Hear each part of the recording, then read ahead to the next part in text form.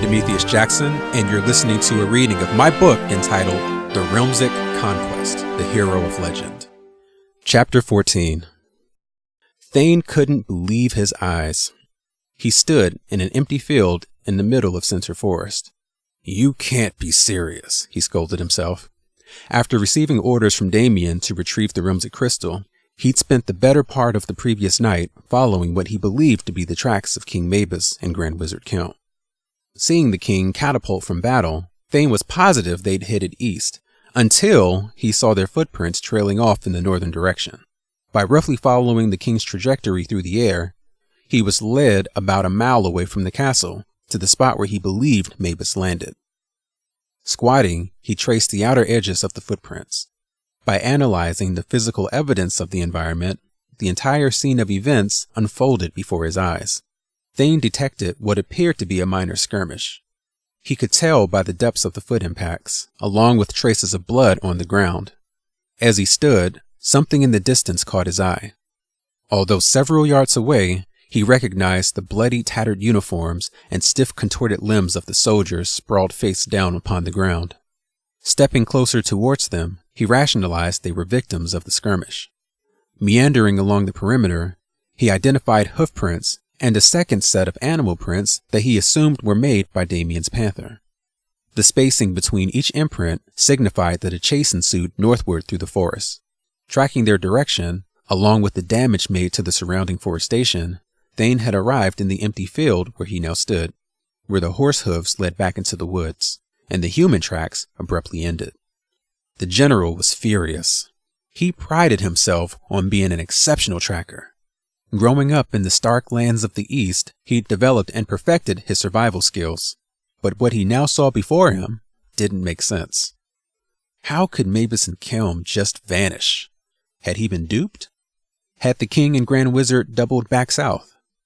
Thane assessed the land as critically as he could, searching for anything that seemed out of place.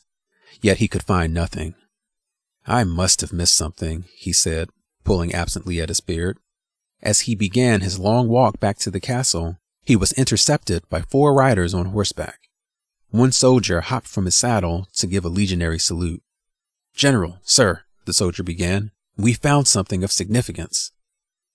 Thane released the handle grip of his sword, which he had instinctively grabbed. "Speak," he ordered.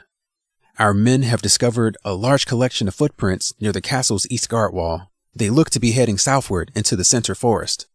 "How many sets of footprints did you see?" "There were at least 9. Several of our men are already searching in that direction. However, we've yet to hear back from them. It's possible the prints were made by soldiers during the battle, but we wanted to make sure." "Idiot. How could the prints have been made by men in battle when there were no men in battle on the east side of the castle? Our attack came from the west. Furthermore, how do you know it wasn't just staff fleeing from the castle?" "You're right, sir. We don't know. That's why we came to get you." Thane growled in response to the legionary's flippant attitude. Shoving the soldier out of his way, Thane mounted the man's horse. "I'll inspect the prints myself. Go and alert the warlord that we may have Maebus's trail." He pointed at the remaining horsemen. "You 3, you're with me. As for you," he turned towards the snappy soldier, whose horse he'd confiscated, "enjoy your walk back." Elva's mind snapped to attention when she heard the enthusiastic call of her colleague. "There!" Wyndham exclaimed. "I see something." He pointed to a sparkle of light that glinted off the bark of a birch tree about 20 yards away from their group. First squinted. "What is that?" he asked. "Perhaps what we've been looking for," Elva murmured, though she wasn't exactly sure what she was looking at. She ran towards the light source as quickly as her short legs permitted. The council followed behind her. The closer she got, the more she distinguished the image. It appeared to be etched into the trunk of the tree. Standing directly in front of it, she paused, unable to speak. Soon the others gathered, each staring in amazement. Burnt into its bark was the Realmsic symbol. The hand-drawn lines that made up the image sparkled with a silver luminance under the light of the reflector. Elva touched the tree bark and was surprised to find that its surface hadn't been damaged. The image hadn't been carved into the tree. "Who did this?" Elva's unspoken question coincided with the exclamation from Councilman First. "It must be from the brothers." Relief flowed through Elva's mind upon hearing his words. I knew it. I knew Maebus wouldn't have left us alone out here, Councilwoman Londi said, stepping closer to the tree to examine the image for herself. It's nice to know someone is guiding us after all, Wyndham agreed. John, too, shook his head in seeming disbelief. He had to examine the symbol and touch it to confirm it was real. Obviously the work of an amateur, he said, standing only inches from the tree. He slowly walked around it, and then he squealed. Ah! Wyndham quickly shut off the reflector. John emerged from behind the tree. A sharp metal point was placed upon the fleshy part of his neck. Elva's throat tightened like a vice as she swallowed. Hands in the air, the bandit sharply commanded. John threw his hands in the air. He was forced towards the group, the tip of the sword pinching the flesh beneath his chin. Councilman Grieve stiffened his aged body and clenched his fist. I can take these punks, he exclaimed in an aged, wispy voice. He scrunched the deep wrinkles in his face and furrowed his gray brows.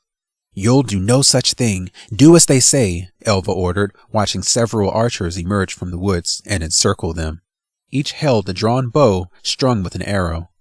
Her heart pounded as she stretched her arm skyward along with the council. She'd never felt so vulnerable and helpless. Now what do we have here? The bandit asked. You certainly look like a bunch of well-to-dos. He and the archers laughed. What is the meaning of this? First asked.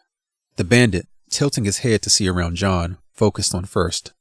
The meaning is, give us your money. The man's voice was raspy, his face beastly. His bald head was as shiny as the sword he wielded.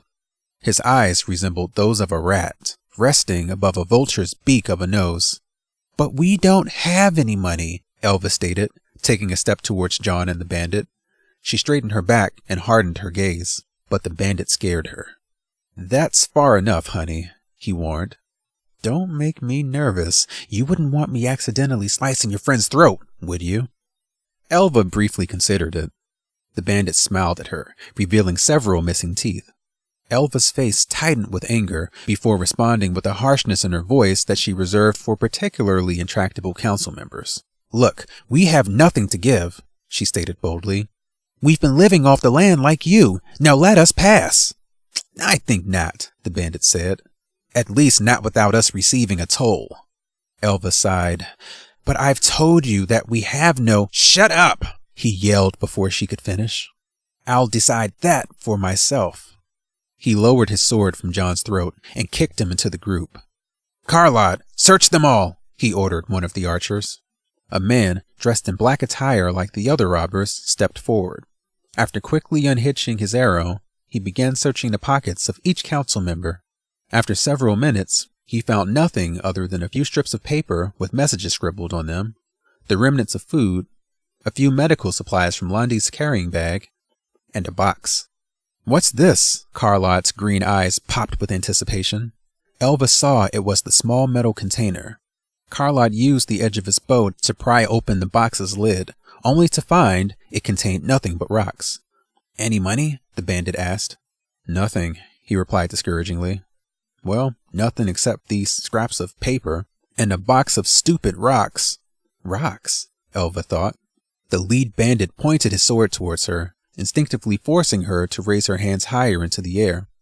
Why would you be traveling with a bunch of rocks? She honestly couldn't say, but she had to think quickly. The container was given to them by Commander Croy, so it must have had some unknown significance. We're teachers, she lied.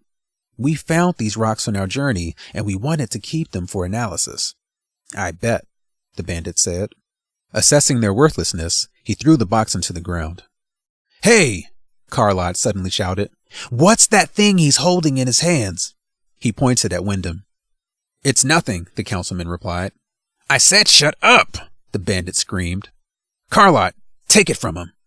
The archer went for the device, but Wyndham shoved him away. Give it here, Carlot yelled, stumbling.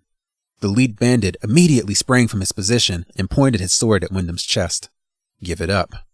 I'll not ask you again, he commanded. Wyndham, Councilman Mert suddenly said. Do as he says. This ain't a request, damn it, the lead bandit exclaimed. Coldly staring deep into his eyes, Wyndham handed him the device. Snatching it, the bandit scampered over to his accomplices and examined it. "What is it?" one of the archers asked. "I don't know. I've never seen it before. It looks fancy. We might be able to sell it," the bandit replied, placing it in his pocket. He pointed his sword towards the group as he allowed Carlod and the rest of his archers a chance to retreat. "If I catch you out here again, you're dead. All of you." He backed slowly away.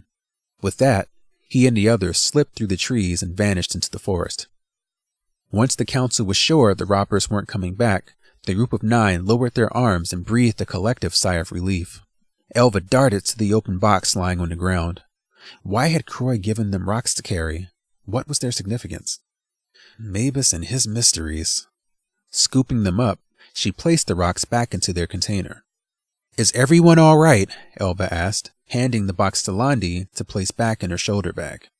"No, I'm not all right," John snapped. "I just had a sword to my throat." "And they took the reflector," Wyndham added. "What are we going to do now?" First asked. "That device was the only way we could locate the symbols." "No, that's not true," Mert stated. First folded his arms. "Really?" "I wouldn't have allowed the reflector to be taken had there not been another way," Mert retorted. "We can produce the same reflector light with enchanted fire." "What? Then why use the device in the first place?" First asked. Mert laughed. "So that laymen in our military can use it to uncover magical messages.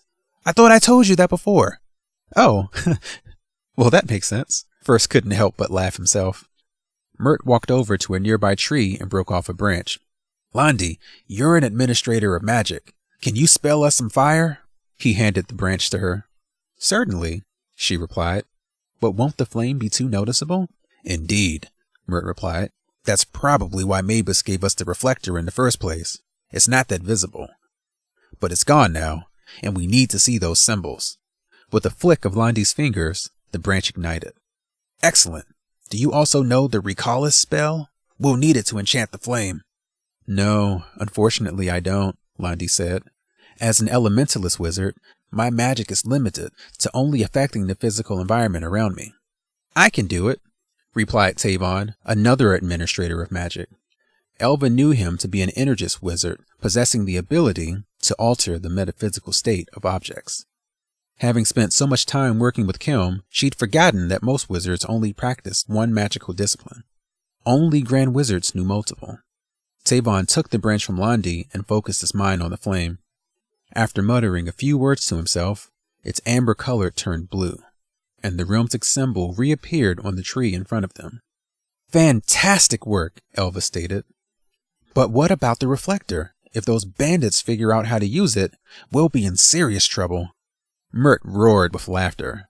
"Those idiots! That device takes a certain level of sophistication. I doubt they'll even be able to sell it. It serves no purpose to anyone. If anything, they'll get frustrated and just throw it away." Elva began walking forward. "Come on, people. Let's continue south and find the other symbols." "Wait!" Mert suddenly hollered, stopping her in her tracks. "Londi raised a good point about walking through these woods with a huge flaming stick. We'll have to be extra vigilant now. We're almost certain to attract unwanted attention. And with nothing in our possession but rocks, we may not escape so easily from the next robbers we encounter." Elva began walking again. "That's a risk we'll just have to take."